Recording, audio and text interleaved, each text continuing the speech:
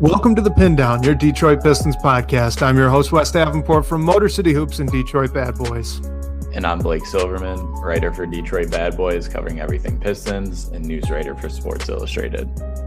We're coming to you guys on a Saturday afternoon, the day after the Pistons kind of put a spanking to the Charlotte Hornets, which is pretty fun to watch. So we'll open up starting to talk about that. But hey, also, it's just kind of fun, isn't it, to be playing meaningless basketball, but yet it's meaningless in a good way, right? Like you don't have to care about whether or not the Pistons win here or lose here. It'll be nice to get to 60 wins. I'm rooting for it, but overall, like we just get to sit back, enjoy a good team, and they tend to win. So pretty sweet. Yeah, and it was cool, especially in that Charlotte game where it was a game that was meaningful for Charlotte. And they're now, with the loss, locked into 9 or 10 in that bottom half of the play-in tournament. And the Pistons still go out and beat them. Obviously, I think if this is the first time we've recorded since Cade Cunningham returned from injury. So I think it's an interesting time just because you want Cade to be back out there and get his sea legs back under him and just be in the right momentum, right mojo for the playoffs. But yeah, it's been really fun. I mean, they locked up the 1 seed, I believe, a day after our last episode, and there hasn't really been a reason to go out and win these games, but you smoke the Bucks at home in the last regular season home game of the season, which is awesome for all the fans and the team in general. And obviously you're not playing the best team in the world, one that doesn't have Giannis Antetokounmpo, and then you go out to Charlotte in a game that really matters for them and beat them handily. We're going to talk a lot about the playoff matchups, but that's a team that the Pistons could see. And I think our general consensus last week is Pistons Charlotte would be a great series, but the Pistons are the more talented bunch. And I think they went out and proved that last night. Yeah, I thought it was actually really, I don't want to necessarily say impactful, but it just stood out to me the way that Charlotte came out in the first quarter of that game, right off the tip. I mean, they win the tip, LaMelo Ball sprints it to the front court, right? Like they're trying to establish their pace. You know that this means a lot to them. And they go on a little run, right? They get a little bit of distance. Detroit has to call a timeout. They started off poorly, but then they were able to get a little bit of a lead. But then Detroit did what they tend to do this season, what they have done with teams that play this up-paced kind of basketball, and that is they just kind of leaned on them a little bit. They got physical, right? They took ball into the paint, pushed them around a little bit when they were trying to move the ball on the perimeter, make them a little bit one-dimensional offensively. And lo and behold, Detroit comes out of that first quarter up 6 points, right? 36-30. And yes, that's a scoring pace that you knew the Pistons weren't likely to maintain, and that did bear true in the second half. But the fact that Charlotte came out with such fire and the Pistons, justifiably, it didn't matter all that much to them. They didn't come out with that same level of competitiveness, but still something clicked there in that first time out that just got them to, I guess, stomp on the Hornets a little bit, even though they didn't need to. You know what I mean? Like that would have been one where you really could have rolled over. This is a game that doesn't mean anything for Detroit. It means everything for the Hornets. They want to ensure that they could get out of that one and done situation and that risk playing the Miami Heat. And you know what? The Pistons just kind of said, nah, we'll beat you by 18. Oh, well. Yeah, and just going down even further in the game, it was a 3-point game entering the fourth quarter, and the Pistons hold the Hornets to 10 points. They end up winning the game by 18. And I thought it was a really nice night from the supporting cast. Like we've seen, like Dennis Jenkins had some huge minutes at the start of the the fourth quarter. And I mean, Cade got some rest at the start of that. And that's when they really separated themselves. And I mean, he was in there, I think halfway through the fourth quarter, but at that point, the Pistons were already hovering around a 20-point lead. So it was just an impressive win overall. Obviously, there was a little bit of juice to the game with what happened between those two teams earlier in the year. And Brandon Miller and whatever happened with Duncan Robinson. And I think the Pistons really wanted to win that game, which I think they didn't need to, but I think it's a great mindset. It's what they've had all year. We wouldn't expect anything else. So it was a really impressive win, even though it was purely cosmetic, and it's just going to help them potentially reach that 60 win total, which is just unfathomable to think of heading into this year. I thought it was one of the most impressive wins overall for the group. Yeah, I mean, I wouldn't, I don't know if I'd go as far as say it's like, one of the tops for me on the year, but I do agree that just the fact that they kind of, man, I don't know exactly the right words to put it in. I was seeing a little bit of conversation in the live chat here about, Charlotte's not as tough as they seem to think they are. And that might be part of it, but something about that fourth quarter, and really even the second half of the third quarter, where the Pistons did expand the lead out just a little bit before Charlotte was able to pull back. It just kind of felt like the Pistons were not, I don't want to offend the Hornets. It felt like they weren't really going 100% speed. And they were just kind of holding the little brother at bay, kind of like sticking out the arm out in front of him, just like, yeah, you're getting the swipes in, and every now and then you make contact, but I'm still big brother. I can still kind of hold you around. And then when it's time to actually turn it up, when the game matters more, we'll close it out. We'll win. Like that's really what it felt like to me watching that game. Charlotte came out really hot. They tried to get that first punch in. The Pistons took it, and then they responded, and the rest of the game was just kind of not necessarily playing with your food, but not doing that. You know what I mean? Like, so I agree. This was a really impressive win. And I do think that this is kind of important for maybe the not as dialed in observer of the Detroit Pistons, perhaps on the national stage, to like just recognize this whole, idea that maybe the Hornets are an exceptionally difficult out for this Pistons in round one. Like, the Hornets are a tough out because they're a good team. I don't think that they necessarily are posing any significant matchup issues for Detroit. And this game really, to me, just kind of showed that. Like, Pistons are a better team. Charlotte's a good team, though, so it's going to be a difficult series if that's how it plays out. It's nothing more than that to me. Yeah, and Charlotte heading into the game, I believe it was they won 9 of their last 12, and they've been one of the best teams in the NBA since the All-Star break, since they started. I think they got their win streak up to like 11 games at one point. Of course, there's the Atlanta Hawks out there who were also one of the hottest teams in the NBA, who have cooled off a bit since, but are still in really good form themselves. But I just think it says something where this was truly a super important game for Charlotte, and the Pistons didn't let them off easy, which they could have. I think it might have been a different story if Cade wasn't just right back from injury and wanted to give him some extra rest before the playoffs. But still, even with that context in mind, like, it's just a super, super impressive win and strong performances across the board, even though it wasn't Cade's like biggest offensive night you'll ever see. Like, Jalen Duren led the team with 20 points. You had a night. Ron Holland has been good over the last couple games, and just I thought it was an even performance overall. And yeah, like Richard said in the chat, I think the defense has been the story for this team all year, and in the Charlotte game specifically, they turned it up defensively a notch in the fourth quarter, which help them secure this one and keep the 60 win dream alive. Yeah, and I'll just say too, like with the 3-point shooting element of this game, the Pistons forced the Hornets into 47 3-point attempts. The difference, this was an 18-point game, so Charlotte would have needed to have made, I believe, 8 more threes in order to just tie the score, right? Just doing that basic math. If you look at that, that's going to push their percentage up over 40% as a team, getting close to 50, so like in the mid 40s, which is actually, you might say, oh, well, they're a good 3-point shooting team. No. They shoot 38% as a team on the year on less volume as well. So I just, again, it was a good game. It was a fun one to watch, a lot of back and forth. Pistons keep their 60 win dream alive, which is great. I'm excited for that. I think they've got a good shot at it here. Obviously, the Pacers aren't the most formidable opponent at this point in time. So maybe getting to 60 wins, you might even say, is likely if you knock on wood.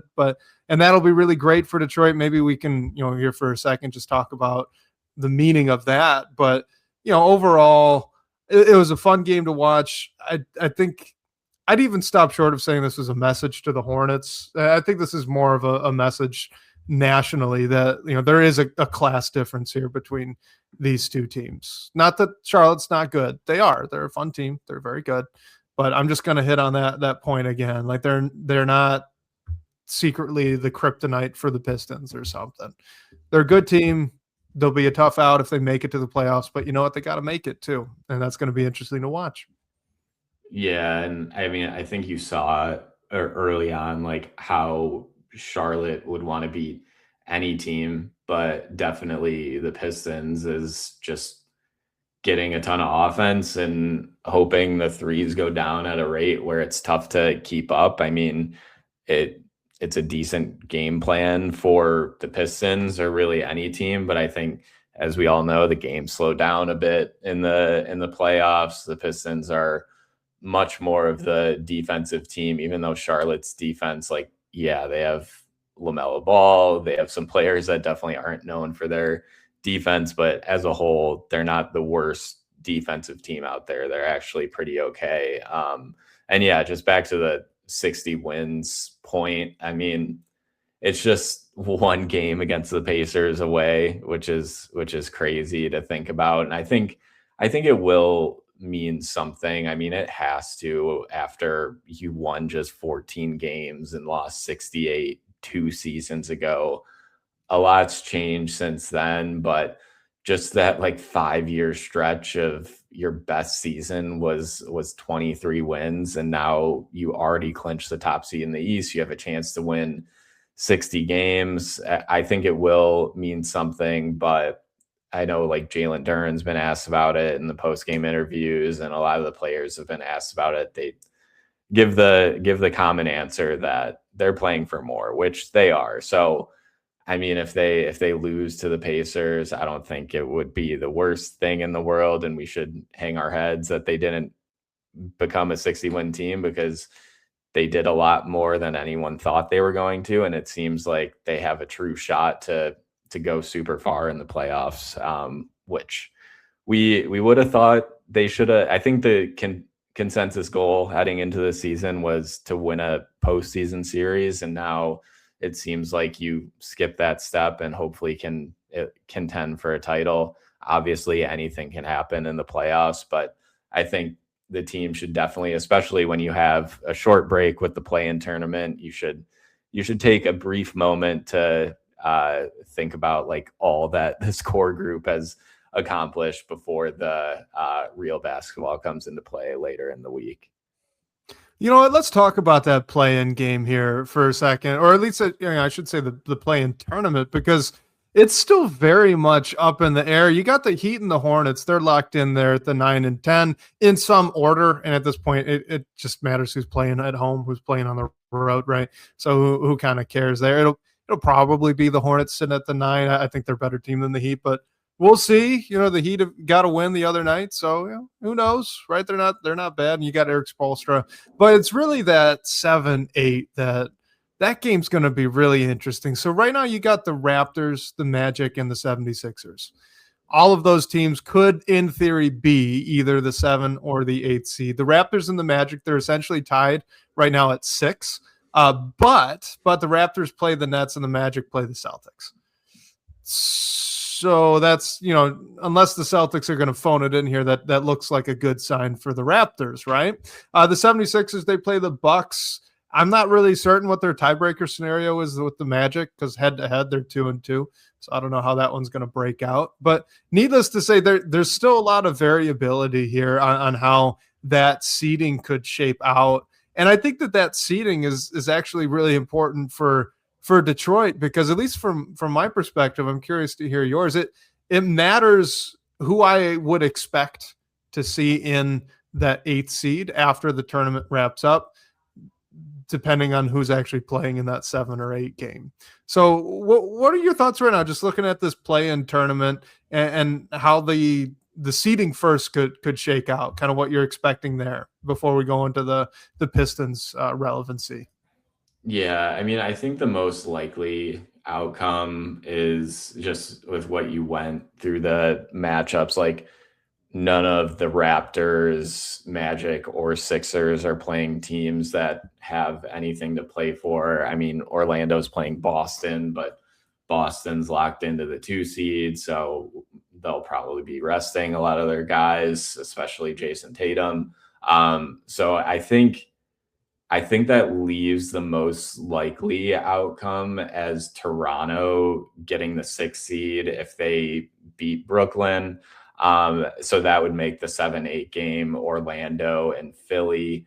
And that's what it would be if both of those teams, or I guess I should say all 3 of those teams, take care of business and win their last game. So, I mean, if that's what it is, we talked a lot last week about that group of teams and even looping in Charlotte, Miami, who our preferred, I guess, opponent would be of that cluster. I think Charlotte was the one that we all wanted to hopefully stay away from if we could. And Toronto was the one of that group that we look toward as not necessarily an easy out, but maybe just the Pistons talent level or matchup helps them in that series. But if things go chalk, I guess, to use a March Madness term, the Pistons wouldn't see Toronto, and it would be one of Orlando, Philly, and then whoever wins that Hornets Heat game.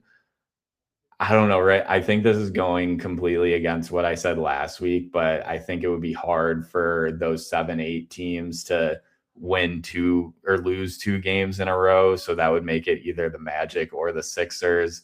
And I mean, I don't love it, but like, I don't know. I think I just see all these teams that the Pistons could possibly play in like a similar stratosphere. Obviously, if it is the Sixers, and who knows what's going to go on with Embiid and his health, like I think the Pistons should beat all of them, but I don't think they're going to get an easy out by any means, even though they should win the series pretty easily. Yeah, it's just for me, like I'm looking at that 7-8 game, and assuming that it's the Sixers, right, that are going to be playing in one of those positions in that game. So if you're looking at Sixers Magic, I wouldn't put it past the Sixers getting a win in that game. I feel like with the guard talent that they have, Paul George has been playing really well. Like they kind of match up pretty well there against Orlando, especially with Orlando's defense not being what it was in the past couple of years. But if it's Sixers Raptors, I kind of feel better about Toronto in that matchup, which then of course makes it interesting moving on into that 9-10 game. Like, is there any chance you think the Heat actually win that against Charlotte? Yeah. I mean, I think so. Like they cooled off 100%, but they went through a stretch where they were playing good basketball fairly recently.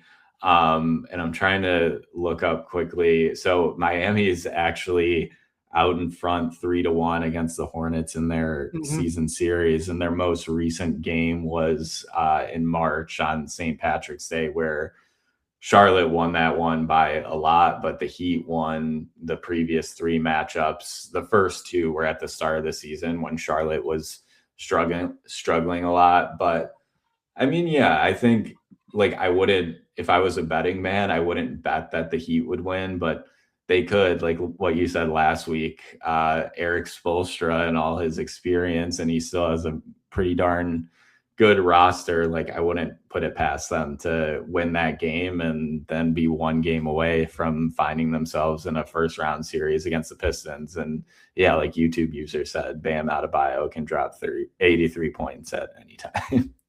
The first thing you were going to say was probably more accurate. He could definitely drop 38 points at any time if we switch it. But you know that he did get 83. My thing with the Heat and Hornets is just, I think that's more of a coin toss game than it's going to get expected to be. Like Mhm. the Heat pose some trouble for Charlotte. They are a very good defensive team when they want to be. I don't think that Diabate is really able to handle a Bam Adebayo all that well. The Heat have more size out on the perimeter, and their guards are pretty solid as well. Like they can keep up with the shooting too. They've been playing fast. I think that they're tough. I really do. And again, I'll just keep going back to what I said last week. In a winner go home game, I wouldn't want to be playing Eric Spoelstra. So I could see that going either way. I will say, though, I think that if the Heat win, then they're going to win the second game, whoever they play against. Whereas if the Hornets win, it looks more like the expected outcome. And I could see the Hornets, like Magic, being a little bit of a toss-up if the Magic could rediscover their defense. Same thing with Hornets Raptors. I think that those would be more fun games to watch, frankly. But at the same token, if the Heat pull off an upset there in that first game, it just kind of feels like at that point they're just going to roll. I don't know. I can't explain it better than that. That's just my gut on it. Yeah, I mean, it's tough to win 2 games in a row to keep your season alive then, like if you're any team, but if it is any of those teams, like the Heat have the experience, their roster looks a lot different than what it once was when they had their best days and contending and making runs to the finals and everything like that. But yeah, the Hornets haven't played postseason basketball. Like none of their core has experienced that. And I think it'll be tough just to win 2 of those games in a row just to keep your season alive. And I mean, it's just like if the Hornets didn't have the start that they did, it would be a lot of a different story right now. I think you would see them in the playoffs, whether it was through the play-in or just qualifying outright. But yeah, when you start, I think they were 6-21 at one point. It's really tough to dig yourselves out of that. And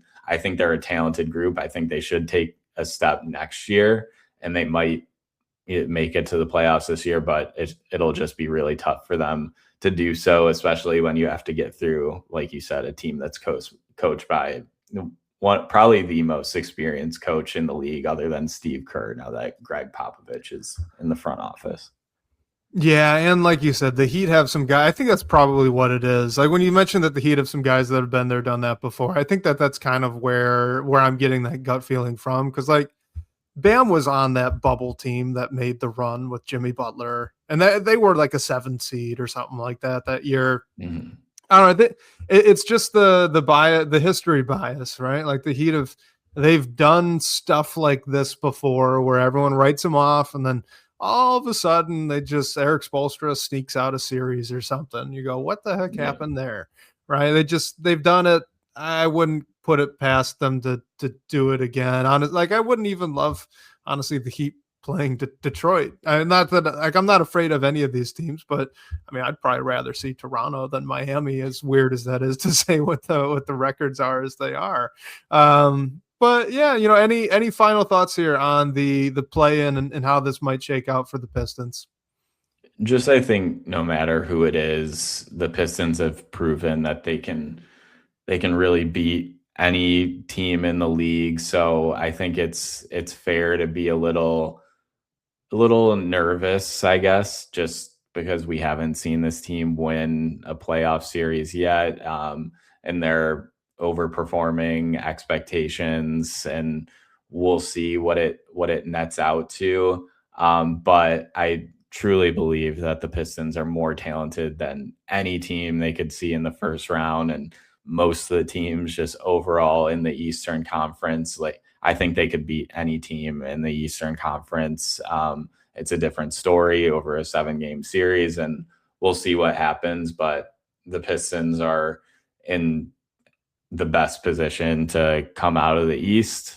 We'll see if that's the case. And like Jalen Duren said, the East runs through Detroit, which is crazy to think about. Like who would have thought that was going to happen in October when we were getting ready for this season. All right, last thing, because I actually missed this. So this was Pistons fan 11 in the live chat. Who was the toughest opponent for the Pistons now? Is it the Hornets, the Magic, or somebody else? Are you sticking with Hornets here?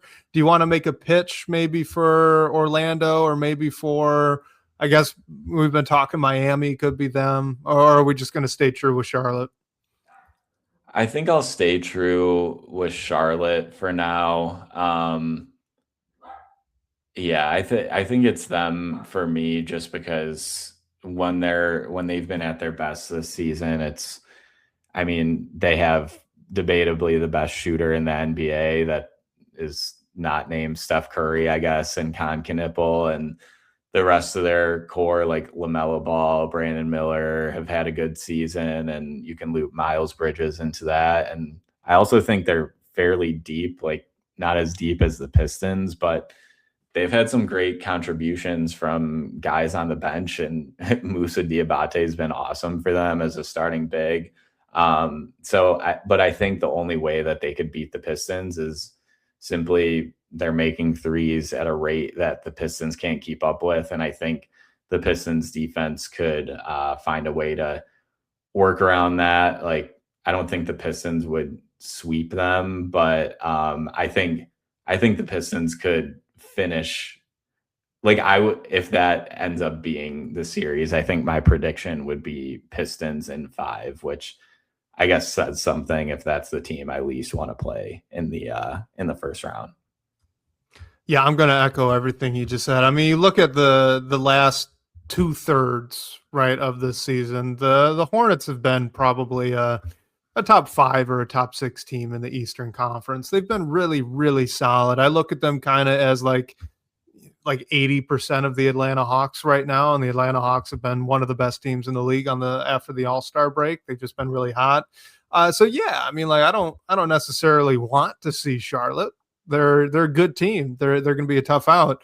I agree with you though that I think that the Pistons are still, at the end of the day, more talented. And we've seen that already this season. Charlotte can put up a good fight. I just don't think that they can do so to swing a 7-game series. And yeah, like Michael Dompier says, I just don't think that they can handle the physicality. Like he says he doesn't think that they can handle Duren and Stewart. I just don't think in general they can handle the way that Detroit plays. They force the Hornets into being uncomfortable, and their whole offense is predicated on not being uncomfortable. So yeah, I mean, I'd see that being a 5 or 6 game series, and then it kind of moves on. The second round, though, is where it's going to really be interesting to me, because if this 4-5 matchup of Cleveland Atlanta holds, I kind of want to take the Hawks. I'll be honest with you. They've been good. Yeah, I'd probably rather play the Hawks, who are in a similar, like, the Hawks, their roster is probably fully turned over by now, but like when they made a run to the Eastern Conference Finals, like most of those guys, if not all of them, are not on the team anymore. So I think like the Pistons would be more experienced than them, which is crazy to say. And I mean, that's not everything in a postseason series when you're talking about 2 young teams, but when you're comparing it to playing the likes of Donovan Mitchell and James Harden mainly, I think like the Pistons don't have scorers in that same ilk. Like Cade Cunningham is up there definitely, and Jalen Duren has made a name for himself this year, but Mitchell and Harden are tough to keep up with for any team. I think the Pistons would be able to find a way to minimize that. And obviously you loop in the fact that JB Bickerstaff coached them not too long ago.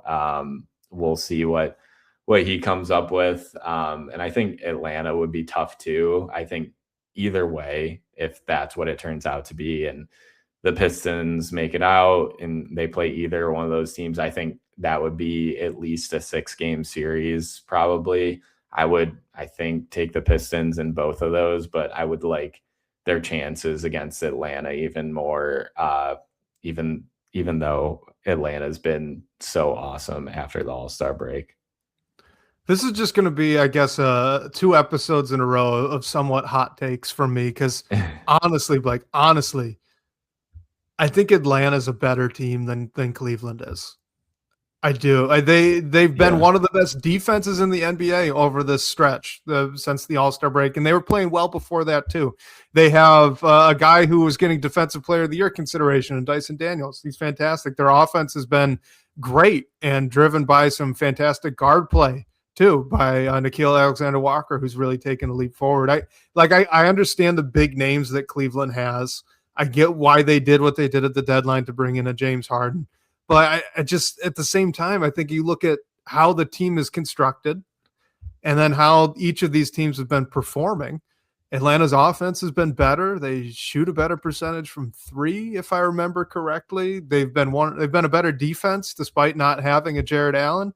They've got it's just they're playing undersized a little bit with Onyeka Okongwu, who I think has been really fantastic. But still, honest to goodness, I think that they are a better basketball team than the Cleveland Cavaliers. And if that's the way that if the standings hold right now, I would kind of expect them to win that series. I would genuinely expect them to maybe pull that out in 6 games. And I'll say it here. I'll reserve the right to change my mind. I would be more afraid of the Hawks in round 2 than I would the Cavs. I really would. I totally misunderstood you. I thought you were saying you'd rather play the Cavs. So I guess I'm happy. I would rather play the Cavs. Seriously, I would.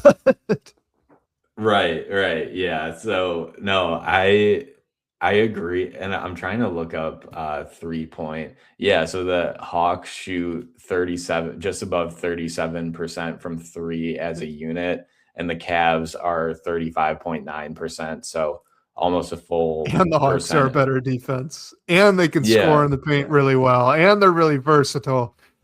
And they're deep. I'm scared of the Hawks, man. Yeah, well, I mean, Nickeil Alexander-Walker, for as good of a defender he's been great offensively as the Hawks have had this like hot stretch, and CJ McCollum has been good since they brought him in the Trae Young trade. So yeah, they are deep. I think both of those teams would make a good matchup, and Atlanta would definitely be a tough series. I think just personally, I lean a little bit more to just the like scoring power of Donovan Mitchell and Harden. But yeah, like we saw what the Hawks did to the Pistons and making offense hard to come by in some of their games this year. And you're definitely going to see more of that in the playoffs. So yeah, maybe the Pistons offensively would have an easier time with the Cavs, but I don't know. I still think they could beat either. And I guess a little bit similar to what I was saying about the Charlotte series in terms of Charlotte's plan would just be to make enough threes for the Pistons not to be able to keep up with them. I think that would have to be Cleveland's plan too, just running everything through Mitchell and Harden and getting out to big leads that are hard for the Pistons to shake back. So that scares me a little bit. But yeah, the Hawks are definitely they're the hottest team in the NBA. If it's not the Pistons and the Hornets have cooled off a bit too. So neither of those are fun matchups. So maybe the Raptors get into the 5th seed and shock the Cavs, even though that's not a likely outcome. That I would not see happening. But look, to all the Cavs fans that I'm sure listen to this show, be afraid. Right? I do not see another team in the Eastern Conference that has a better foil to throw at Donovan Mitchell and James Harden than Nickeil Alexander-Walker and Dyson Daniels. They got to run that offense to those two guys. I don't know how well that's going to look. All right, Pistons Fans 11 does throw up that the Pistons locked up that 21st pick in the draft. That is true. So why don't we get to, this was kind of a fun one here. Where to go? Here we go. This is from ZMS0723. Do you want the Knicks or the Cavs to be the 4th seed? Obviously, this has now been settled, so it is the Cavs sitting at the 4th seed and the Knicks sitting at the 3 seed. But we've got another comment as well here in the live chat from Pistons Fan 11 asking about a Pistons-Knicks rematch. So, with the way that the bracket here is shaken out of the top 4, the Pistons would have to see the Knicks in the conference finals. Is that a bummer at all to you? Were you really hoping to get the Knicks earlier on than that? And now, I mean, I think we can just say it's straight up unlikely to see the Knicks in the playoffs this year. Like, is that a real bummer to you? Yeah, I mean, I think it is unlikely because both teams would have to win 2 playoff series before they see each other, which, I mean, it could happen. The Knicks would have to get through Boston. The Pistons would have to get through Cleveland or Atlanta, presumably. I mean, I'd like to play the Knicks again, just I think playoff basketball, like that matchup would definitely be in the national spotlight. I think the Pistons will be there already with one of the league's best young players in Cade Cunningham, and just couple that with the Knicks and all that. It would be the top series at that time, even though we won't see it until late now. It's not a huge bummer for me. I think I would like to get revenge, I guess. I think that would bring maybe a little bit extra juice to this team, but I don't know if they need any more juice, honestly. I think they have it, and they're still hungry, trying to prove themselves, trying to win a playoff series for the first time and go far. So yeah, I mean, it is a little bit of a bummer when you think about how last year ended, but I think no matter how you get to the Eastern Conference Finals, like no matter who you play, that's going to be a great series. And if the Pistons get there, and if it's not New York, the most likely other team is Boston. I think that would be a great series. So yeah, I mean, a little bit of a bummer, but I'm not losing any sleep over it, I guess. Yeah, I'm in the same boat. I mean, like, it would have been fun if the Knicks somehow fell down to that 4th seed and you can see them in the second round. That'd be a good rematch, good storylines. Like you said, it'd be a fun series. But ultimately, I think the odds are pretty low. They'd have to get through Boston. And I know that they were originally constructed, they being the Knicks, they were originally constructed to try to take down Boston. They're so heavily invested in the wing room. But I can't see it the way Boston's been playing and the way the Knicks have looked a little bit disjointed and disconnected here this season. It always could come together for them, right? The playoffs are crucible, brings players together, and you could find some new chemistry there. Definitely could happen. Wouldn't want to rule it out. They're supremely talented, the Knicks are, so it could happen. I wouldn't bet on it unless you get a really wild upset like the Magic knock out the Celtics or something like that. Like maybe the 76ers get that 7 seed and Embiid plays the whole series. Like, okay, maybe now we're going to take the Knicks. I'm really just struggling to see anything other than a Pistons Boston Eastern Conference Finals. And hey, you know what? On that, it kind of gets us to this question here from He Wizard in the DBB comments. But what would constitute a successful 25-26 Pistons season for you? I mean, do you need to see that to call this year a success now based on where they are, the Pistons getting to the conference finals? I mean, that it's a really tough question just because of, I mean, if the, like I said earlier, if the Pistons would win one playoff series heading into this year, I would have took that any day of the week, would have called it a success. And I think I'm trying to think about the worst case scenario for me that would still deem the season successful, because to a degree, if you go and beat the Pacers and you win 60 games in the regular season, it's not an unsuccessful season. Like, you won your division, even though divisions don't matter. You clinch the number 1 seed in the conference. You have home court through the playoffs. But just who this team is now, it would definitely be a huge disappointment if you lose in the first round, even if you lose in the second round to a degree.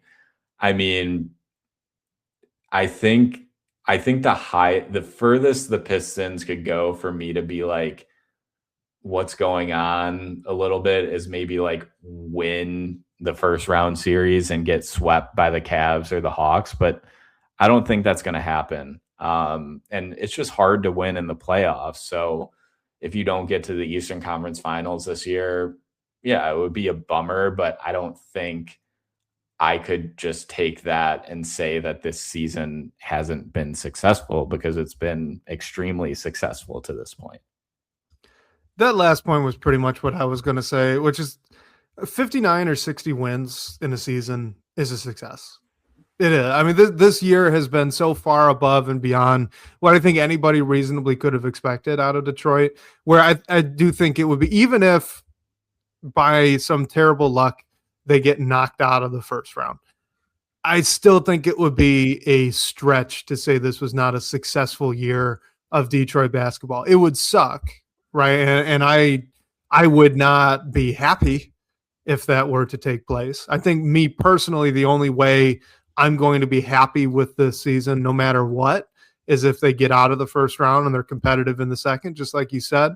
But even on that note, right, like even if that horrible outcome comes to pass and they're bounced in the first, I mean, you got Cade, who was in MVP conversations. They rattled off 59 or 60 wins 2 seasons after they lost 60 games and a record-setting year for the team in all of the wrong ways. You got Jalen Duren, who established himself as the second star that you're now going to be willing to pay. Ron Holland takes a step. Asar Thompson takes a step in the back half. Like, this team's answered so many questions this year. I just think it would be a little reductive to call this team not successful if it just doesn't really go their way in the playoffs. You need to make changes, right? You need to make adjustments, but it'd still be a successful year.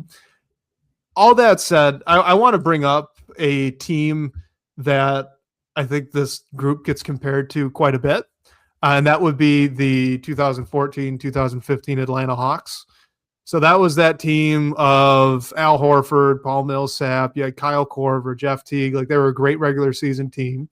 And they ended up getting bounced in the playoffs. So they've kind of gone down in history as this team that, yeah, they went 60-22, but they actually weren't as good as that record. Here's what I'll say about them. They made it to the Eastern Conference Finals. And yeah, they lost to the Cavs and LeBron James, and they were swept.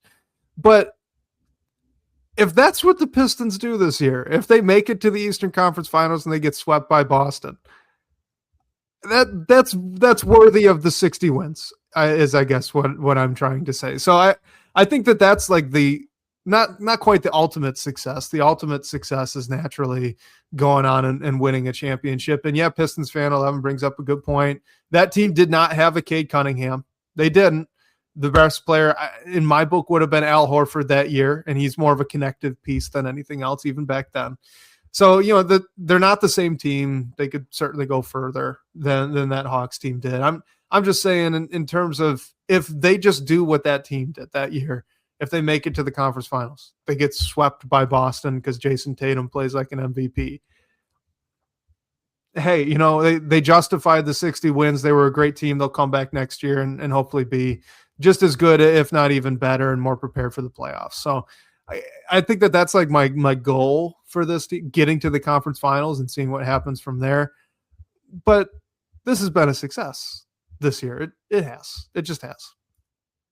Yeah, 100%. I mean, and even if they weren't at the top of the East and they haven't won this many games, I think just all in all, you have to be excited about the future, because they are built to keep doing this year in and year out. If it continues this way, is another story. You have Indiana, who's getting Halliburton back, and Boston will have a full season of Jason Tatum. So a lot could go, but I think overall the Pistons prove that they can be, and they pretty much already are, one of the most talented teams, at least in the Eastern Conference, if not in the entire NBA. You have a superstar, you have an all-star big man, and you have a supporting cast with kind of like Isaiah Stewart is an elite rim protector. Asar Thompson is an elite defender. You have a bunch of guys that are elite at their like a specific skill. And I think overall Trajan Langdon has a blueprint of what this roster needs to be successful because he's done it already. So overall, I just think you have to be happy with like what this team did this season. I mean, if we're a year from now and we're in a situation like the Knicks, who got rid of their coach, kept things mostly the same, and like we just talked about, they probably it's not likely that they're going to make it to the Eastern Conference Finals. They very well could, but if you regress, then you have to reevaluate things. And I think the Pistons are still on a like huge trajectory of upward movement. And you have to prove that you can do it in the postseason. And they had an opportunity last year. It had some impressive wins, made things interesting. And yeah, the next step is winning a playoff series and making a run, which we all think they can do. So I think you just have to be happy with where they are, and we'll reassess things once the playoffs are all said and done. But it only seems to be on the up and up. Like, there are no signs that are pointing towards this team is going to take a step back, even though it's hard to win 59 or 60 games 2 years in a row. So let's get into more detail here about the playoffs. We got a couple of questions. We had one from Jacob Ball, who also gave some well wishes to the growing families for Blake and I. So appreciate you, man. But he says, big question: how many players do you think are in the playoff rotation? So who actually makes the playoff rotation? And then we have another one here getting to that same idea from Michael Dampier, saying playoff minutes per player are hard to predict. Is Tobias Harris going to be getting 35 minutes, 25 minutes? Isaiah Stewart, 16 minutes, 30 minutes, so on. So let's try to piece together an idea of how this playoff rotation could look. Right now, the Pistons are basically playing 11 guys on a nightly basis. You have Cade, JD, Tobias Harris, Duncan Robinson, Asar Thompson, Isaiah Stewart, Kevin Huerter, Danis Jenkins, Ron Holland, Karis LeVert, Javonte Green, and you got Paul Reed kind of being that little splash at the end if they need it and guys are getting in foul trouble. So do you see that 11-man rotation maintaining into the playoffs? If so, does your answer change if it's round 1 versus round 2 versus round 3? And then if not, who do you think is kind of getting the boot, so to speak, when it comes to this rotation?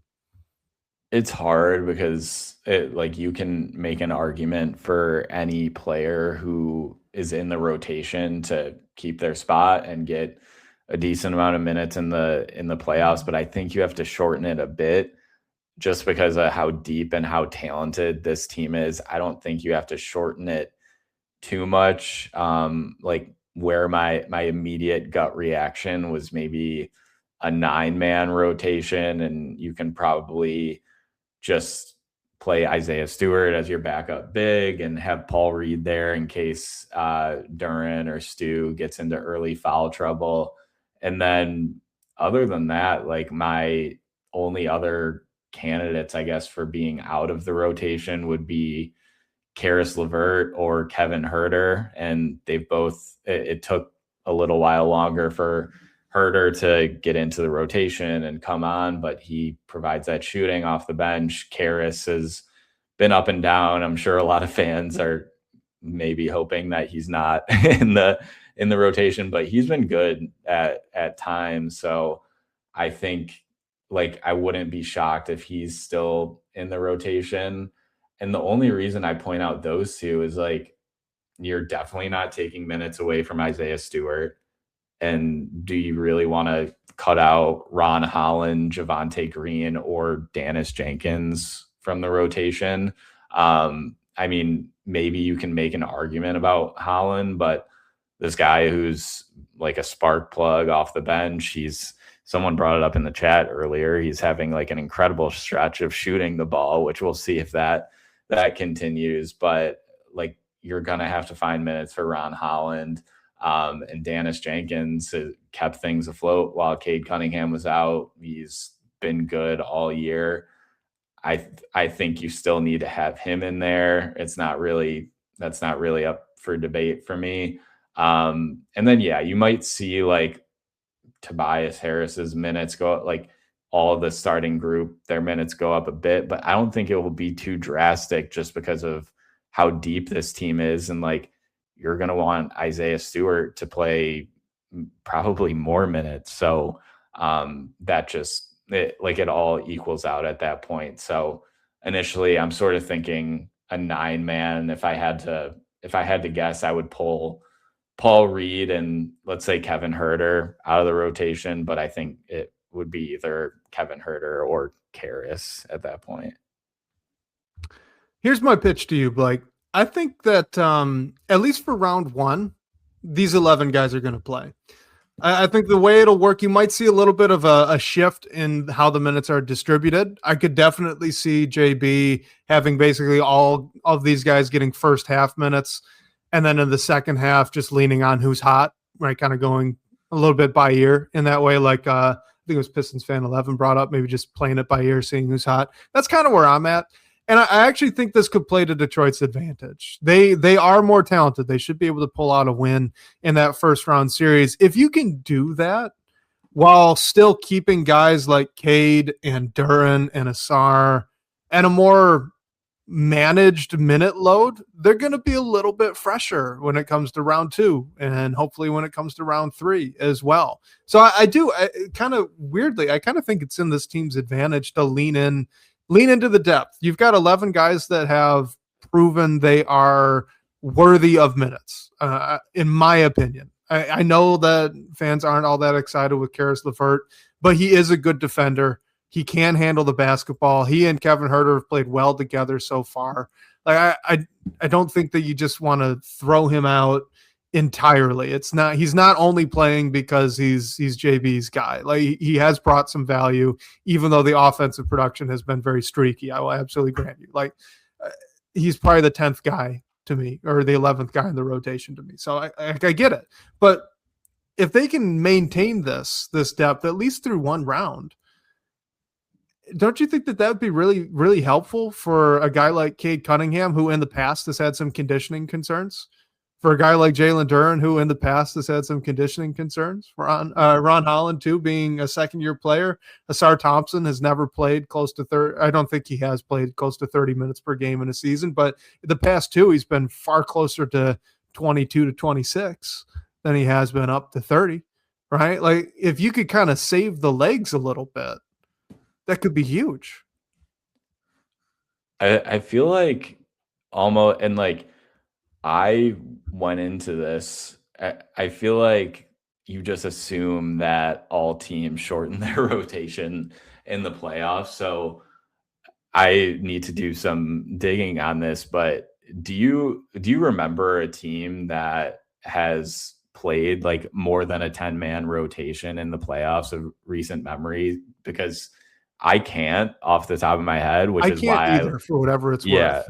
That's why I like default to the rotation is going to be shortened somehow. And maybe it is just Paul Reed isn't quote unquote in the rotation, but he could still play a bit, especially if you see foul trouble or want to save Jalen Duren or Isaiah Stewart. And like if the lead gets up to a certain point or whatever it might be. So like, that's the only reason I'm sort of like the rotation is interesting to me. But I mean, yeah, like, okay, Michael Dompier says Indiana last season. And yeah, I do remember that they had like a really good bench in the playoffs. And yeah, Pistons fan 11 brings up, you don't need to change the winning formula, which I totally agree with. Yeah, I just like struggle to remember teams that haven't made some sort of adjustment going into the playoffs, but totally agree with the point of like, you've won potentially 60 games, knock on wood at this point with what you're currently doing. So why not continue it? So we'll see. I think the game 1, game 2 of the Pistons first round series will obviously tell us a lot. So Indiana's a really good call. Actually, last year they played, I'm looking at it now. They had 10 guys play 20 or more playoff games. They ended up dropping it down quite low, obviously, when they got to the finals. but you could kind of see precipitously players fall off in terms of the games that they really appeared in. We'll throw out Johnny Furphy and James Johnson because they never played more than like 3 minutes in a game, but you did have 12 guys getting more than 7. Tony Bradley played in 11 games, Jarris Walker in 12, and then it's Thomas Bryant at 20. You've got a nice little crew of Ben Shepherd and Matherin there at 21 and 22. And then it's your 7 core guys playing all 23 of the playoff games they were in. So yeah, I could definitely see, I think that's a great call. I think the Pacers are a great call. That would be how I would run it if it were me. I'm hoping naturally that JB kind of takes that same approach. But to your point, this is rare. Like OKC, to my knowledge, doesn't even really do this. They start to parse it down as well, unless they get foul trouble, which any team's going to adjust and do. So I think that this allows you to be a little bit more flexible. I think it allows you to save some guys' legs. And with the way that the Pistons play, the style that they play, how aggressive and how kind of frantic they play defensively, I think it would be pretty helpful to be able to come in waves.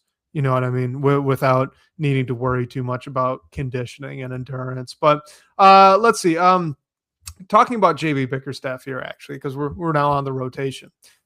So nationally speaking, JB Bickerstaff has been criticized for his playoff rotations before. So this is from the Race to the Bag in the DBB comments, but says JB Bickerstaff has been criticized for his inability to adjust his coaching in the playoffs, which is a different game than the regular season.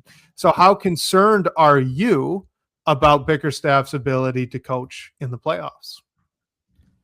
I mean, I know that this was like a big thing in his previous tenure, but just thinking of the Pistons' last postseason series, there are some things that could have been done differently overall, and maybe it would have made the series turn out a little bit differently. But I think JB has just done a phenomenal job since he's got to Detroit. And I always thought he was a solid coach when he was with Cleveland and when he was with Memphis. I think the point and the question certainly has credence to it because overall he's 9-19 in the playoffs as a head coach. I believe, he just has won one series, which was that one series with the Cavs before they parted ways. So I think it's a valid point and something to monitor, but maybe he's learned from it. I get some coaches are notorious for being stuck in their ways, none more than Tom Thibodeau. And that's probably why the Knicks went a different way. But JB doesn't strike me as one of those guys. I think he will do what he can to just go out and win. And if certain adjustments have to be made to give your team the best chance to win, I think he'll make those. I think we've seen it to a certain degree this week or this season. And sort of what we were talking about with the rotation, if he doesn't mix things up compared to what we're doing in the regular season, that's fine as long as it still works. But if it doesn't work, you should definitely make some changes. And if it's an early exit, especially in a non-competitive series, then I think it should be more of a talking point and a discussion. But I'm just willing to give him the benefit of the doubt after last season and just as a whole after coming into Detroit and helping them increase their win total 30 games last season and now clinch the number 1 seed in the East this season later. So kind of a cop-out answer for sure, but I'm a little bit willing to wait and see on this one. Yeah, I am too. I mean, look, JB Bickerstaff is a younger coach. And when you're looking at his playoff history, he's really only got 2 seasons where he was the head coach of a playoff team. And both of those were in Cleveland. Obviously, the first year they get bounced in the first round. I'm looking at it right now. The second year they lose in the second round. To me, with how early this is also a narrative that tends to get thrown around when a coach gets fired from a good team. Oh, he couldn't coach in the playoffs. I don't know if that's really true. I don't know if that's really fair to JB Bickerstaff. Those teams for the Cavs were, they were solid, but you're looking at about a 50 win pace each time. It's not like these were incredibly dominant basketball teams that underperformed in the playoffs when they ended up losing in the second round. Do you know what I mean there? So like, I think it remains to be seen whether or not this narrative is actually true. I think the one thing we do know for certain is that JB Bickerstaff has a history of improving programs when he gets there, right? He did it in Memphis. He did it in Cleveland. He's done it again in Detroit. But, if you're looking at playoff success, I think Kenny Atkinson taking a 64-win team and losing in the conference semifinals is much worse than JB Bickerstaff taking a 48-win team to the conference semifinals and losing. So I think it just remains to be seen. He's still pretty young. For my book, he's one of the best coaches in the NBA right now, which is awesome that he's in Detroit for that. He should be coach of the year to me. If not, Joe Mazzulla is certainly earning of it. He's a very good coach as well. I think there are plenty of good candidates, Jenkins too. But look, I think this is an overrated narrative. I'll kind of put it that way. I'm not worried about it. And yet, so to Sports Times 2 here, it is okay to criticize a coach. I think it's a stretch to say what the Cavs did in the playoffs those 2 years comes back to the coach. I think it might have a little bit more to do with the roster that they had, in my book. But we'll see. Yeah, it could. I thought when Memphis let go JB, I didn't think that was fully on him. I mean, obviously it wasn't working out, but I didn't think it was on him. I think the Cleveland situation, I think this is a valid point. Like, Cleveland wanted to make a step and JB didn't get there, so they made a change. I think maybe this criticism was maybe not fully, but a little bit of an out as to why the change was made.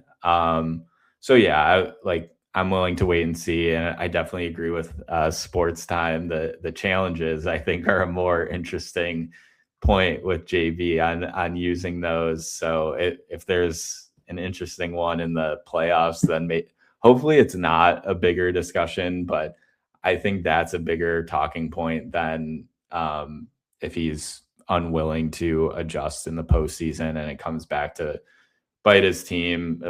I'm with you. I think the narrative is a little bit overblown, and we just have to see what he does in Detroit after clinching the 1 seed over here this time. All right. So we do have one more question here, but we're going to kick that over to next week's episode. The question was from Dreamscraper00. So if you are listening, Dreamscraper, we didn't miss you. We'll kick that over to next week. We'll handle it there. But we want to make sure we got all the playoff talk in that we could here this week. So I think, Blake, we'll wrap it up there. I'll kick it over to you. We can we'll close out the show. Yeah, and we'll talk a little bit more. We're gearing up for playoffs, but we'll sprinkle some off-season talk in there throughout. This is just the final stretch as we'll be gearing up for the postseason, probably the next time we record, and then we'll have some actual basketball to talk about, and certainly we'll have some matchups to break down and everything next week. But shout out to everyone for joining. Reminder that you can call our voice line to ask a question and hear your voice on the show. The number for that is 313-355-2717. And special thanks to Sean Corp, the managing editor of Detroit Bad Boys, for supporting the show. And shout out to you guys for all the great questions and talking points today. We'll catch you next week, whether on your commute or live with us on YouTube. We can't wait to talk more Detroit basketball with you all.